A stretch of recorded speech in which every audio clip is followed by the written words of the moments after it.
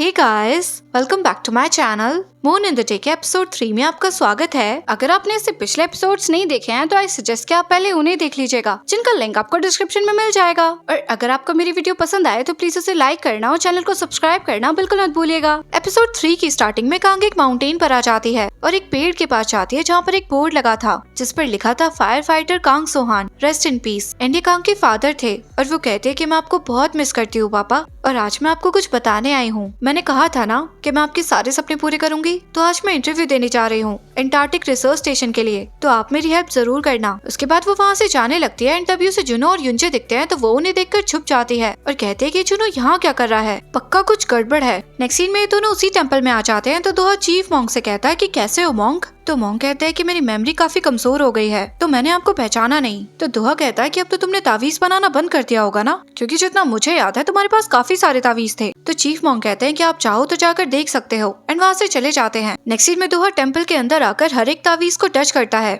पर उसे कोई रिस्पॉन्स नहीं मिलता, तो वहाँ से चला जाता है। एंड इन दोनों को मॉन्क छुप कर देख रहा था और फिर वो भागकर चीफ मॉन्क के पास आता है और कहता है कि आपने देखा उसे, ये वही है जिसे मैंने उस दिन सबवे में देखा था, ये उस लड़की को परेशान कर रहा है। तो चीफ मॉन्क कहते हैं कि तुम भूल गए हो क्या, हम उस पोल्टरगीस्ट से नहीं लड़ सकते, वो बहुत पावरफुल है। तो मॉन्क कहता है पर वो उस तावीज को ढूंढ रहा है, अगर उस लड़की को कुछ हो गया तो चीफ मॉन्क कहते हैं कि जरूरी नहीं है जो दिख रहा है वो वैसा ही हो, वो लड़की अभी अच्छी है लेकिन उसने अपनी प्रीवियस लाइफ में जरूर कोई पाप किया होगा जिससे वो अब भुगत रही है, और इंसान इन चीजों को रोक नहीं सकते। नेक्स्ट सीन में कांग के पास उसके हेड का फोन आता है और वो उससे कहते हैं कि इंटरव्यू कैंसिल हो गया है, तो तुम्हें आने की जरूरत नहीं है, और हमें एक इमरजेंसी नोटिस मिला है कि miraculous fire fighter miss Kang को आज की एडवर्टाइज शूट में पार्ट लेना ही होगा। तो कांग समझ जाती है कि जुनो ने किया है। नेक्स्ट सीन में कांग एडवर्टाइज शूट पर आ जाती है जहाँ उसे जुनो दिखता है, तो वो उसका पीछा करने लगती है। एंड इधर दोहा के पास तेजू का मैसेज आता है कि अपनी कार में आओ वरना मैं कांग के पास जा रहा हूँ। तो दोहा वहाँ से चला जाता है और तभी पीछे से कांग भी आ जाती है और उसे जुनो की कार दिखती है। नेक्स्ट सीन में पुलिस मिनो को बताते हैं कि हमें एक्सीडेंट के दिन की ये फुटेज मिली है, लेकिन इसमें फेस क्लियर नहीं हो पा रहा, पर इतना तो क्लियर है कि ये एक्सीडेंट नहीं था। तो मिनो कहता है कि मतलब कोई जुनो को मारना चाहता है। इधर कांग जुनो की कार का दरवाजा खोलती है तो सामने जुनो बेहोश पड़ा था,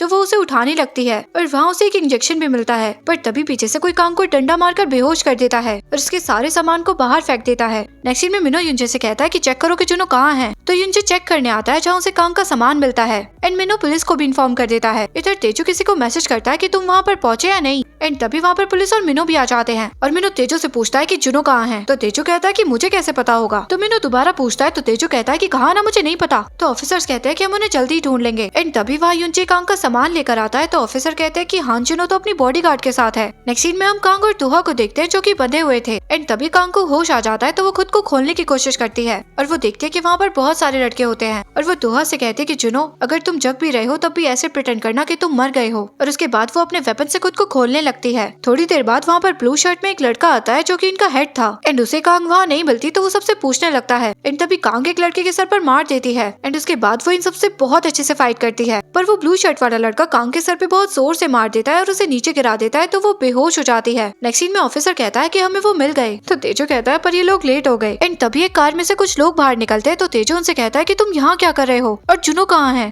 तो वो आदमी कहता है मुझे क्या पता, तुमने मुझे 1 बजे बंदे लाने को कहा था तो मैं ले आया। तो तेजू कहता है कि फिर जुनो को कौन ले गया। तो ऑफिसर कहते हैं कि अरेस्ट करो इन्हें। नेक्स्ट सीन में हम मिस्टर सियोह को देखते हैं जो कि कहते हैं कि मार दो उन दोनों को, इसका मतलब उस किडनैपिंग के पीछे इनका हाथ है, पर ये ऐसा क्यों कर रहे हैं ये तो आपको आगे पता चलेगा। एक लड़का कहता है कि क्या करना है इस लड़की का। तो वो ब्लू शर्ट कहता है कि उसने हमें इन दोनों को मारने को कहा है, पर इतने कम पैसे में तो मैं नहीं मारूंगा, तो छुपा दो इसे, लेकिन इसने हमें मारा है तो इसका पिटना तो बनता है। पर वो कांग को मार पाता उससे पहले ही दोहा उसे रोक देता है और कहता है कि उसे हाथ नहीं लगाना चाहिए था, और उसके बाद वो इन सबको बहुत बुरी तरह मारता है। तो वो लड़का कांग की गर्दन पर चाकू रखकर कहता है कि मेरे पास मत आना, और वो कांग को हर्ट कर देता है। तो दोहा को और गुस्सा आता है और वो उस लड़के का गला पकड़ लेता है और कहता है कि किसने ऑर्डर दिया तुम्हें। तो वो लड़का कहता है कि उसने बस हमें पैसे दिए थे और वो होमलेस लग रहा था, और वो उसे मिस्टर सियोह का नंबर भी दे देता है। एंड उसके बाद दोहा शायद उसे स्टैब कर देता है। एंड उसके बाद वो कांग से कहता है कि तुम चिंता मत करो, इस लाइफ में किसी और को मैं तुम्हें मारने नहीं दूंगा। एंड तभी वहाँ पर पुलिस आ जाती है, तो दोहा वहाँ से चला जाता है। कांग को होश आ जाता है और वो इन लड़कों की ऐसी हालत देखकर थोड़ा शॉक हो जाती है, और पुलिस वहाँ जाती है तो उन्हें लगता है कि ये सब कांग ने किया है। नेक्स्ट सीन में ऑफिसर कहता है कि ऐसा कैसे हो सकता है कि एक कट के अलावा आपको कोई इंजरी नहीं है। तो कांग कहती है कि पहले आप ये बताओ कि जुनो कहाँ है। तो ऑफिसर कहता है कि वो हॉस्पिटल में है, लेकिन बेहतर होगा कि आप उनकी चिंता ना करके अपनी चिंता करो, क्योंकि वो किडनैपर्स बहुत बुरी कंडीशन में है, तो हम आपको जाने नहीं दे सकते।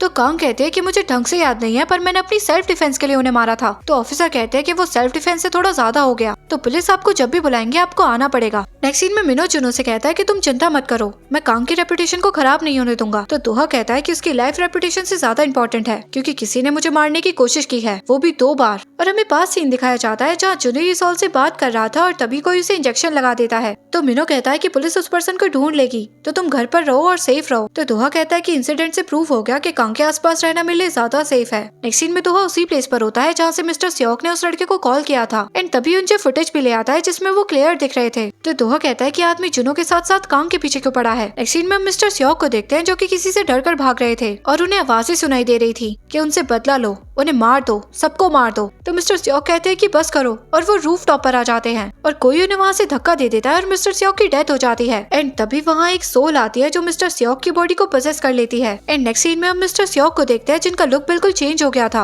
और वो टीवी पर जुनो को देखकर कहते हैं कि बड़े टाइम बाद देखा तुम्हें दोहा, इसका मतलब ये जो भी सोल है वो 1500 साल पहले की है। एंड सीन पास्ट लाइफ में जाता है जहाँ हम एक आदमी को देखते हैं और उसके सामने सब झुक रहे थे और वो आदमी हानरीता के हाथ पर तीर रखकर कहता है कि तुम्हारे हाथ बहुत सुंदर है। एंड तभी कांग की आंख खुल जाती है क्योंकि उसने फिर से सपना देखा था। नयन उससे कहती है कि आज तुम काम पर मत जाओ, आराम करो। तो कांग कहती है नहीं, मुझे जाना ही पड़ेगा। तो नयन उससे कहती है कि तुम चुपचाप घर पर नहीं रह सकती क्या। और वो उसे एक वीडियो दिखाती है जिसमें लोग कांग के अगेंस्ट प्रोटेस्ट कर रहे थे और वो उसे फायर फाइटर की पोजीशन से हटाने की मांग कर रहे थे। एंड ये सब वो इसलिए कर रहे थे क्योंकि जब कांग ने जुनो का हाथ मोड़ा था तो किसी ने उसकी वीडियो बना ली थी एंड ये वीडियो वायरल हो गई है। नेक्स्ट सीन में हेड कांग से कहते हैं कि क्या तुमने सच में हान जुनो को मारा था। तो कांग कहते हैं हाँ, पर सिचुएशन अलग थी, जैसा दिख रहा है वैसा नहीं है। पर वो लोग उसकी एक नहीं सुनते। नेक्स्ट सीन में दोहा भी उसी वीडियो को देख रहा था एंड उसके रिएक्शन से ऐसा लग रहा था कि जैसे वो चाहता था कि ऐसा हो। एंड तभी वहाँ पर यीसॉल आती है और उसके पास आकर बैठ जाती है और कहती है कैसी लगी तुम्हें एडिटिंग। मैंने अपनी मैनेजर से कहा था तुम्हारी वीडियो बनाने के लिए, क्योंकि मैं देखना चाहती थी कि तुम क्या कर रहे हो, क्योंकि मैंने तुम्हें डंप कर दिया था ना। तो दोहा कहता है कि निकलो यहाँ से। तो यीसॉल कहती है कि एडवाइस देती हूँ, अगर तुमने मेरा ड्रामा क्विट नहीं किया तो मैं सब कुछ रिवील कर दूंगी और तुम बर्बाद हो जाओगे। तो दोहा कहता है तो चलो साथ में बर्बाद होते हैं। तो यीसॉल कहती है क्या मतलब। तो दोहा कहता है कि तुम्हें समझ नहीं आ रहा क्या कि मैं क्या कह रहा हूँ, बेवकूफ। एंड ये वर्ड्स यीसॉल के थे जो उसने जुनो से बोले थे। और सीन पास में जाता है जहाँ यीसॉल कहते हैं कि तुम्हें समझ नहीं आ रहा क्या कि मैं क्या कह रही हूँ, बेवकूफ। तुम्हें सच में लगता है कि मैं तेजो के साथ सिर्फ रिहर्सल कर रही हूँ। तो जुनो कहता है कि तुम ऐसा क्यों कर रही हो, प्लीज ऐसा मत करो, शायद ये मेरा आखिरी काम है। तो यीसॉल कहते हैं कि ज्यादा चेप मत हो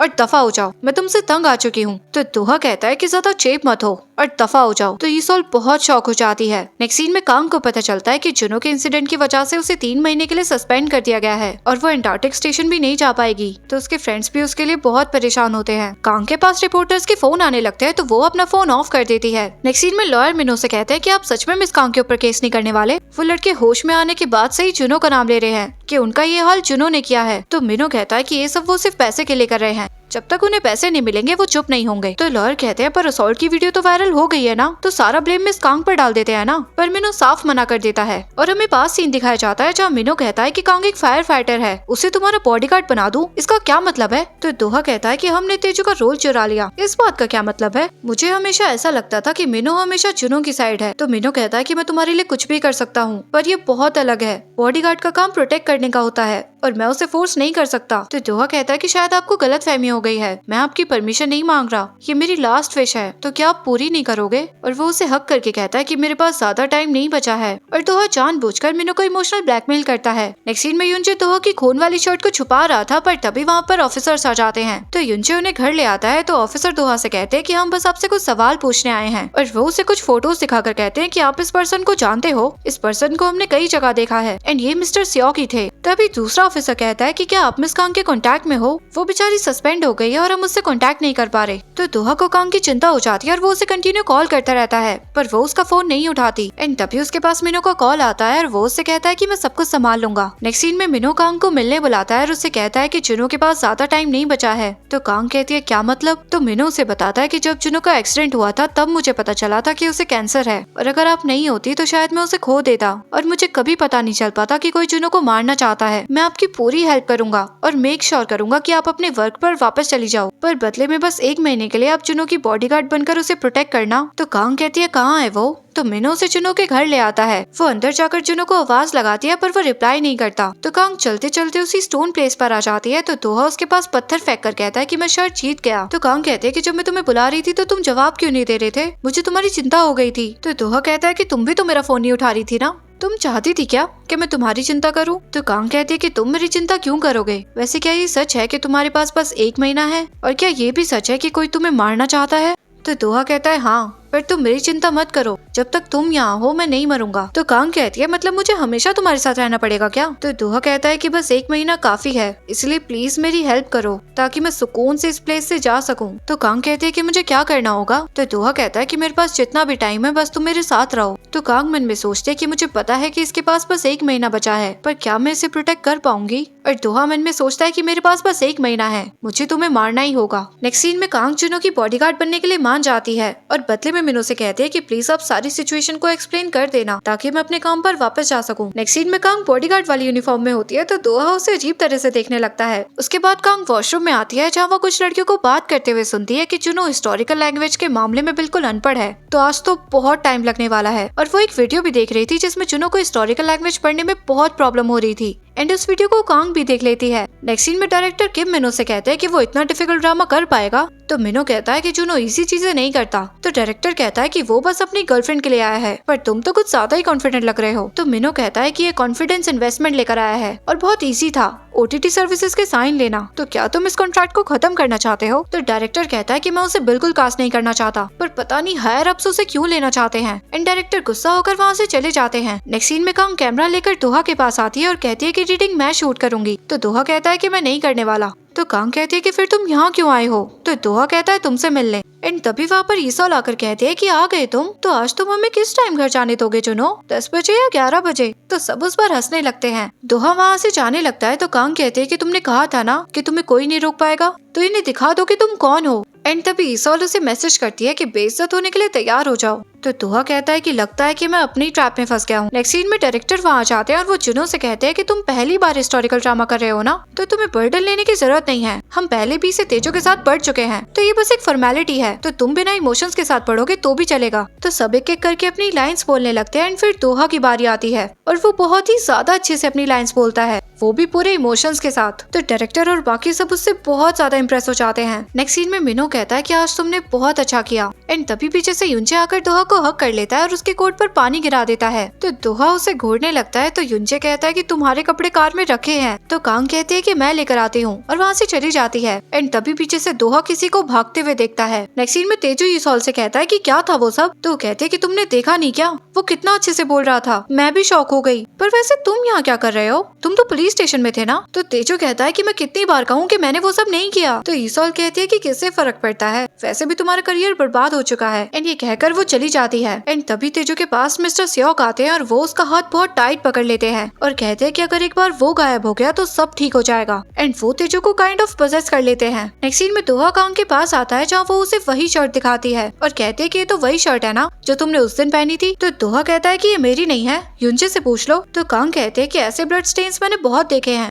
DNA करा के पता चल जाएगा। तो दोहा उसका हाथ पकड़ता है तो वो अपना हाथ हटा देती है एंड तभी उसके आसपास फिर से शील्ड बन जाती है। इसका मतलब दोहा कांग को तब तक टच नहीं कर सकता जब तक कांग खुद ना चाहे। एंड दोहा जैसे ही पीछे होता है उसकी नजर उस ब्रेसलेट पर पड़ती है और हमें एक पास सीन दिखाया जाता है जहाँ कांग ने मोंग की दी हुई माला को तोड़ दिया था क्योंकि उसके फ्रेंड्स उसे बहुत चढ़ाते थे, लेकिन उसके फादर ने उस माला की एक बीड से ब्रेसलेट बनाकर कांग को पहना दिया था। नेक्स्ट सीन में तेजो बिल्कुल पसेस होता है और वो कार से जुनो को मारने आता है, पर कांग दोहा को हटा देती है और उसका एक्सीडेंट हो जाता है। तो दोहा कहता है कि मैंने कहा था कि मैं किसी और के हाथों तुम्हें मरने नहीं दूंगा, तुम्हें मेरे ही हाथों मरना होगा। एंड सीन पास लाइफ में जाता है जहाँ दोहा हान रीता से कहता है कि अब तुम मुड़ जाओ। एंड ये सीन कांग देख पा रही थी और वो दोहा को देखकर कहती है कि हान जुनो। एंड तभी हान रीता उसकी तलवार लेकर कहती है कि मैं तुम्हें मार दूंगी। तो कांग कहती है कि ये हो क्या रहा है। दोहा कांग के पास आकर उसे उठाने लगता है पर वो बेहोश हो जाती है और इसी मोमेंट पे हमारा ये एपिसोड यहीं खत्म हो जाता है। आई होप कि आपको एपिसोड पसंद आया होगा। अगर पसंद आया हो तो प्लीज लाइक कर दीजिएगा, कमेंट कर दीजिएगा, अपने दोस्तों के साथ शेयर करना बिल्कुल मत भूलिएगा। मिलते हैं नेक्स्ट एपिसोड में गाइस, तब तक के लिए बाय गाइस।